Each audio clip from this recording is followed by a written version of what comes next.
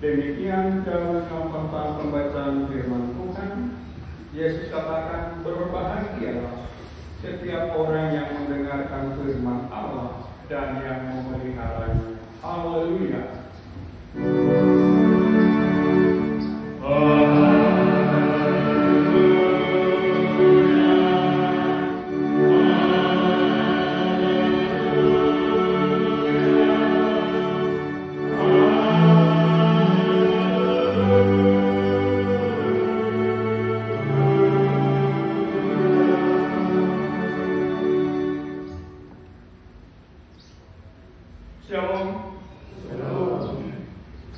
Semua orang percaya yang berbahagia, yang berkenan bersama-sama dalam persekutuan di saat ini.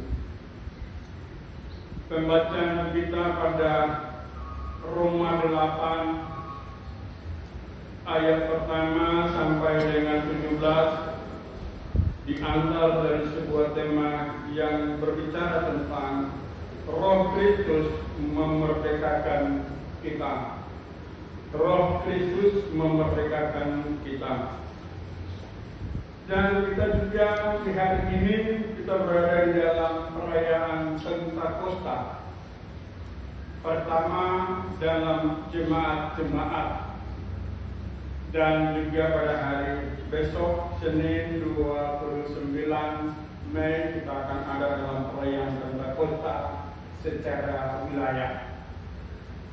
Nah, saudara-saudari yang dikasihi Tuhan, dari tema yang diturunkan bagi kita, Roh Kristus memerdekakan kita, itu tentunya dapat kita baca di dalam ayat pertama dan kedua dari kesaksian firman pada pagi hari ini. Dikatakan demikian. Demikianlah sekarang tidak ada penghukuman bagi mereka yang ada di dalam Kristus Yesus.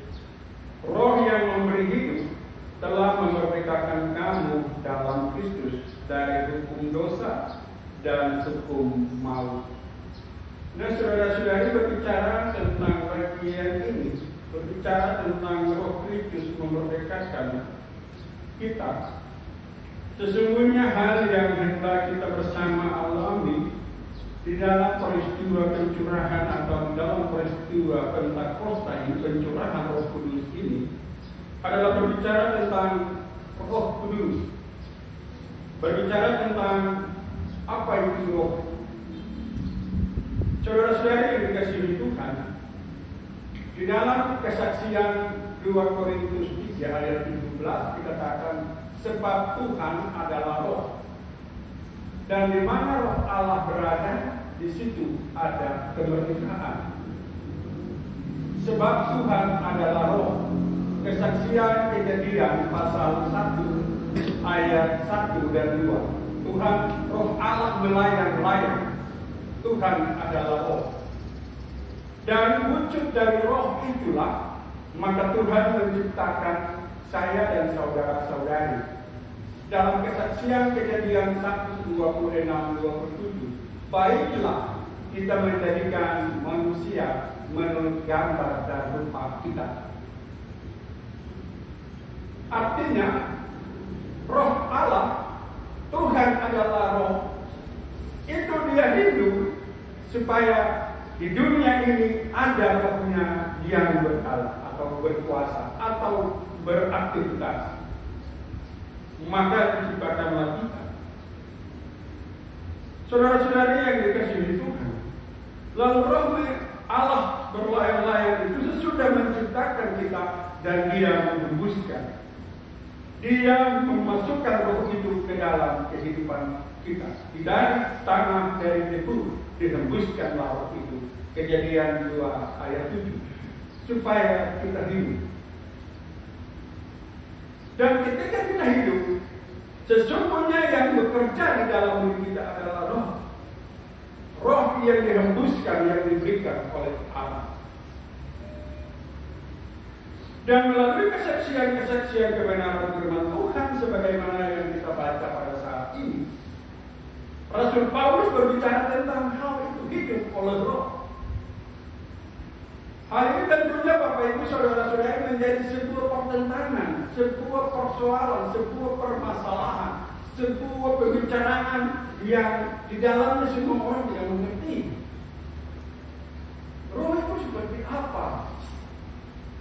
Dan dia adalah apa? Dia siapa? Saudara-saudari, sebagai persekutuan orang percaya, kita ketahui bahwa Rasul Paulus bukan salah satu muridnya. Kesaksian di dalam Kisah Rasul pasal 1 yang minggu lalu kita telah terima, bagaimana di ayat 12 sampai 26 berbicara tentang rasul-rasul menanti-nanti. Di dalamnya poin yang paling utama adalah mereka bersekutu, mereka sehati, mereka berdoa. Lalu dari ayat 15 sampai 26 itu Matius berdiri mendampingi Yudas Iskariot. Di dalamnya ada doa yang luar biasa. Dikatakan, Tuhan, Engkau mengenal hati semua orang. Siapa yang Engkau pilih dari kedua orang ini? Saudara-saudari, dua arti nama ini juga luar biasa. Matias artinya adalah upah atau kasih karunia Allah, dan Yusuf adalah berkat yang akan datang. Ini punya arti. Tidak ada nama ini, tidak punya arti. Mereka berdoa dan Tuhan berikan inilah kasih karunia Tuhan. Matias kasih. Tetapi Yusuf kok tidak bukan kok tidak kasih. Kau juga akan mengerjakan bagiannya sampai Tuhan. Arti dari Yusuf. Nah, saudara-saudari, lalu hal yang menjadi bagian utama dari pesan-pesan Yesus ketika dia terangkat adalah pergilah atau jadikanlah semua bangsa muridku, baptislah mereka. Tapi di dalamnya ada pengantar yang luar biasa yang disampaikan oleh Dr. Lukas di dalam Kisah Rasul pasal 1. Di situ ada percakapan di ayat 6 di Kisah Rasul pasal 1, ayat 6, ayat 7, ayat 8 sangat jelas. Murid-murid bertanya, Tuhan, maukah Engkau pada saat ini memulihkan kerajaan bagi Israel? Tuhan Yesus bilang, hari itu saya tidak tahu, yang tahu itu Bapa saja. Tetapi kamu akan menerima kuasa kalau Roh Kudus turun di atas kamu. Tugas yang diberikan itu kamu harus menjadi saksi, saksi Tuhan Yesus, saksi Tuhan. Mulai dari Yerusalem, Yudea, Samaria dan sampai ujung bumi. Itu tugas yang mereka terima. Pertanyaannya, siapa yang mau mengerjakan, siapa mau melanjutkan tugas ini? Dan bukti dari tugas ini dilakukan, dikerjakan adalah kita baca pada saat ini. Bagaimana Injil ada di kota Roma. Tuhan sudah pergi beritakan, kamu disaksi mulai dari Yerusalem, Yudea, Samaria sampai ujung bumi. Injil ini mulai diberitakan. Proses bagaimana Paulus dari Saulus menjadi Paulus adalah juga proses yang luar biasa, saudara-saudari. Bagaimana dia adalah seorang prajurit yang menentang para pengikut-pengikut Tuhan. Dia menerima kuasa untuk bagaimana menangkap dan membunuh, menyiksa, bahkan merajam para pengikut-pengikut Tuhan. Salah satunya Stefanus yang dilempari sampai mati. Lalu dia semangat itu karena bisa menerima lebih banyak hal yang diberikan oleh pemerintah kerajaan Roma. Oke, begitu saya dapat sudah kuasa, saya lanjutkan ke kota-kota lain. Kesaksian Kisah Rasul pasal 9 bagaimana dia ke Damsyik. Di Damsyik itulah Tuhan menunjukkan cahaya kemuliaan. Dia buta, suara itu bicara kepada dia. Saulus, Saulus, mengapa engkau menganiaya aku? Apa yang dikatakan Saulus? Pertanyaan, siapa yang kau utus? Suara itu bilang, akulah Yesus yang kau aniaya.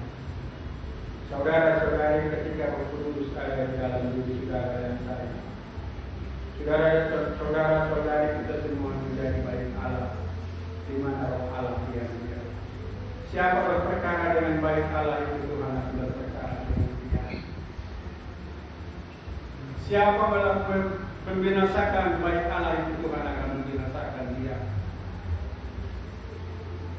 Kesaksian Kisah Rasul 9 itu menunjukkan bagaimana peran Saulus dengan semangat yang luar biasa dia membantai setiap pengikut Kristus.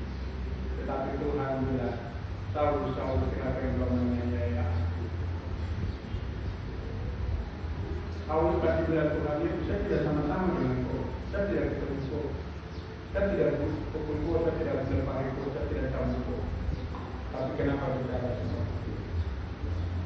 Saudara-saudari berita tentang keselamatan. Dan ketika Tuhan Yesus bilang kepada dia di ayatnya yang 15-16, katakan kepada Anania, orang ini pilihanku. Dia akan mengerjakan dan memberitakan Injil di antara segala raja, bangsa-bangsa, dan dia akan menderita. Ini alat pilihanku. Dari orang yang menganiaya menjadi seorang penginjil yang luar biasa, menjadi seorang rasul yang luar biasa. Dan kesaksian yang kita baca di pagi hari ini dengan tema Roh Kudus memerdekakan kita. Saudara-saudari, dalam kesaksian ini sebagaimana tadi saya kutip 2 Korintus 3 ayat 17, sebab Tuhan adalah Roh, dan di mana ada Roh Allah, di situ ada kemerdekaan. Saudara-saudari, kemerdekaan yang diberikan oleh Tuhan bagi kita bukan soal kita bebas secara pemerintah duniawi, tetapi kemerdekaan yang diberikan oleh Tuhan adalah kemerdekaan yang kita dibebaskan dari dosa dan pelanggaran kita. Kesaksian 1 Petrus 1:18-19 dengan jelas dikatakan bahwa kamu telah ditebus dari hidupmu, dari cara hidupmu yang sia-sia yang diwarisi dari nenek moyang. Dari nenek moyang itu ada apa? Itu semua ini tidak tahu, itu punya nenek moyang. Itu tidak tahu dari mana cerita nenek tete bagaimana. Dari bapak punya cerita nenek tete bagaimana. Apa orang hidup baik kan, hidup benar kan, hidup takut Tuhan kan, atau orang buat kejahatan. Itu turun secara darah ke dalam kita. Itu yang mengikat kita, itu yang disebut dengan dosa keturunan. Saudara, kita masih mewarisi itu. Kita masih memiliki itu, kita masih mempunyai bagian-bagian yang mengikat kita. Maka bagian ini yang harus dimerdekakan oleh Roh Kristus. Supaya apa? Supaya saya dan saudara-saudari sebagaimana kesaksian di ayat 16, 17, dan 18 itu dengan dengan 17, 16, 15, 16, 17 itu jelas bagi kita. Dikatakan sebab kamu tidak menerima roh perbudakan yang membuat kamu menjadi takut lagi, tetapi kamu telah menerima roh yang menjadikan kamu anak Allah. Oleh roh itu kita berseru ya Aba ya Bapa. Roh itu bersaksi bersama-sama dengan roh kita supaya kita adalah anak-anak Allah. Dan jika kita adalah anak-anak, maka kita juga adalah ahli waris. Maksudnya orang-orang yang berhak menerima janji-janji Allah yang akan menerimanya bersama-sama dengan Kristus, yaitu jika kita menderita bersama-sama dengan Dia, supaya kita juga dipermuliakan bersama-sama dengan Dia. Saudara-saudari, kita semua orang percaya. Ibaratnya sebuah mobil atau motor yang mahal dan bagus, tetapi kalau tidak ada bahan bakarnya, bisa mobil bagus, motor bagus, bisa jalan, bisa dibunyikan. Kita dorong sampai tidak banyak kedua. Karena jagung, barang-barang bunyi toh. Itu ilustrasi kecil saja. Bisa hidup. Kita bisa hidup karena roh Tuhan. Kita bisa ada sampai hari ini karena roh Tuhan. Lalu ilustrasi yang kedua, saudara-saudara, yang singkat saja. Kita beli alat-alat elektronik, mesin cuci, TV, kita beli. tanpa listrik itu tidak akan bisa dibunuh. Atau ada yang punya mesin cuci, taruh di matahari pasti bunyi sendiri, satu pakai. Atau ada yang beli TV, bawa taruh di halaman mesin luar sini, matahari kita langsung TV siaran, itu juga betul. Tidak ada, harus ada aliran listrik. Aliran listrik itu harus kudus. Kalau kudus mengalir dalam barang-barang elektronik yang ada dalam tubuh dan jiwa kita, pasti kita hidup. Nah, saudara-saudara yang dikasih itu, apa yang menjadi kesan bagi kita? Kaitannya dengan peristiwa pencurahan Roh Kudus atau Pentakosta dari tema Roh Kristus memerdekakan kita. Apa yang harus saya dan saudara-saudara lakukan? Hal yang pertama, saudara-saudari, yang harus kita lakukan, milikilah kehidupan doa yang baik. Saudara, milikilah kehidupan doa yang baik. Doa yang baik itu tidak harus kemudian bikin, aduh ini sampai di doa makan ini taruh makanan apa bicara Tuhan, bicara tiap, pokoknya ini. Tidak. Doa yang baik itu doa yang lahir dari lubuk hati kita. Doa yang hanya ditaruh oleh Tuhan. Ini yang Tuhan Yesus bilang dalam doa Bapa kami itu, apabila engkau berdoa, masuklah ke dalam ruang tersembunyi dan berdoalah di tempat yang tersembunyi, supaya Bapa-Mu di tempat tersembunyi melihat. Ini doa. Saudara-saudara, kita harus membangun kehidupan doa yang baik. Mau memulai suatu kegiatan yang mewalai hati, kita harus berdoa. Kadang-kadang doa itu dianggap hal biasa. Doa itu kekuatan. Doa itu dengan membuka segala hal yang dilakukan kita. Dia bisa ada untuk memberitahukan. Yang kedua, saudara-saudari, kalau Roh Kristus memerdekakan kita dan kita ada di dalam peristiwa Pentakosta atau pencurahan Roh Kudus untuk masuk ke dalam diri kita, kita harus membangun diri dalam pengenalan akan firman Tuhan. Kita harus mengenal pengenalan akan firman Tuhan. Kenal. Kita tidak asal baca saja. Tuhan Yesus bilang di dalam Yohanes 10 ayat 14, akulah gembala yang baik, aku mengenal domba-dombaku dan domba-dombaku mengenal aku. Jadi harus ada hubungan kita baik. Kalau Tuhan begitu mengenal kita, mengasihi kita, Tuhan begitu sayang kita, terus apa yang kita buat? Begitu. Kenal itu kita baca firman bilang tentang ini, tentang itu. Sudah kan kita lakukan, kalau memang kebiasaan itu ada muncul di nasihat. Sudah kita berhenti, atau kita hilang. Jangan. Tapi kita baca firman kira-kira, aduh tidak, kalau tetapi dengan orang. Jangan bilang hidup tentang topik, keinginan daging masih kuat, masih besar. Kita belum mematikan isi di dalam dengan kehidupan dalam Tuhan. Hal yang ketiga, saudara-saudari, dari bagian ini kita harus libatkan Tuhan dalam segala rencana kita. Kita setiap orang punya kerinduan, setiap keluarga punya harapan. Harapan, keinginan, kerinduan itu harus kita bawa di dalam kehendak Tuhan, memohon kehendak Tuhan.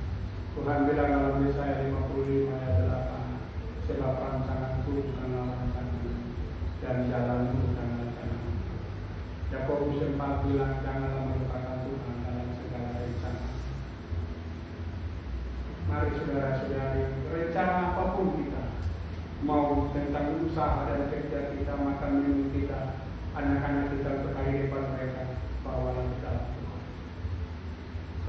Jangan karena kita punya kapasitas, orang kenal, orang tahu kita, belum tentu.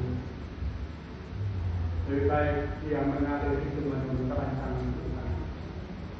Walaupun dia lama, tapi dia memberi kepastian yang luar biasa untuk kehidupan masa depan dari keluarga kawasan.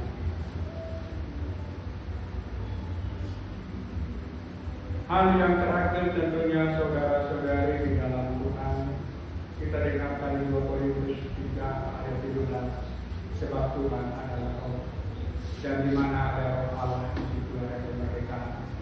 Saudara dan saya, kita semua anak-anak Tuhan. Yakinkanlah dirimu bahwa di dalam dirimu ada kuasa yang Tuhan berikan. Kita tidak tahu yang Tuhan berikan itu untuk menyangkut apa pelayanan. Apakah untuk kesembuhan? Apakah untuk berkat? Apakah untuk pemulihan? Apakah untuk keselamatan? Kita tidak tahu. Tetapi semua itu ada di dalam kasih karunia Tuhan. Yang penting bagi kita sebagai orang percaya harus yakinkan diri kita bahwa kita adalah orang-orang yang telah diberi kuasa. Yohanes pasal 1 ayat 12 dikatakan, tapi semua orang yang menerimanya diberi kuasa supaya menjadi anak-anak Allah. Akhirnya saudara-saudari, ketika kita semua melakukan sebagaimana dalam bagian-bagian yang telah saya sampaikan ini, apapun yang kita hadapi dan alami, dimanapun dan situasi seperti apa, ketika kita berdiri dan kita katakan, Tuhan, ya Allah, ya Allah, Engkau ya Bapa, kasihanilah hati Tuhan kita. Sebab kita memintanya di dalam Roh, dan Roh Kudus adalah Roh yang menjadi perantara bagi kita. Kesaksian di dalam 1 Yohanes 5 ayat 7 dan 8. Sebab ada 3 yang memberi kesaksian di sorga, Bapa, Firman, dan Roh Kudus. Dan ada 3 yang memberi kesaksian di bumi, Roh, air, dan darah. Tentunya Bapak Ibu saudara-saudara, Roh Kudus itu memegang peran yang sangat penting bagi kita. Roh Kudus tidak bisa kita mengecewakan dia. Roh Kudus tidak boleh kita menghujat dia. Kalau kita menghujat dia, kita tidak dapat tempat apapun di surga. Karena dia itu yang sekarang bekerja dalam diri saudara. Peristiwa yang Tuhan mencurahkan Roh Kudus ini, Tuhan juga mempercayakan supaya kita menjaga dan menghargai tubuh sebagai baik Allah di mana Allah dia berada. Akhirnya saudara-saudari, saya mengutip satu bagian firman Tuhan dari Markus pasal 3 ayat 28-29 bagi kita. Aku berkata kepadamu, sesungguhnya semua dosa dan hujat anak-anak manusia akan diampuni. Ya, semua hujat yang mereka ucapkan. Ayat 29, tetapi apabila seseorang menghujat Roh Kudus, ia tidak mendapat ampun selama-lamanya, melainkan bersalah karena berbuat dosa PKH. Jadi Bapak Ibu saudara-saudara, dalam peristiwa pencurahan Roh Kudus, peristiwa Pentakosta, yang kita diantar dalam tema Roh Kristus memerdekakan kita, janganlah menghujat Roh Kudus. Roh Kudus yang telah memeteraikan kita kalau kita sudah hujat Dia. Kita mungkin baik seperti apa, tidak ada lagi pengampunan di dunia ini maupun di akhirat. Di dunia yang akan datang sudah tidak ada. Kau bikin bagaimana? Kau menangis pun juga tidak. Tuhan memberkati firman-Nya bagi kita semua. Amin.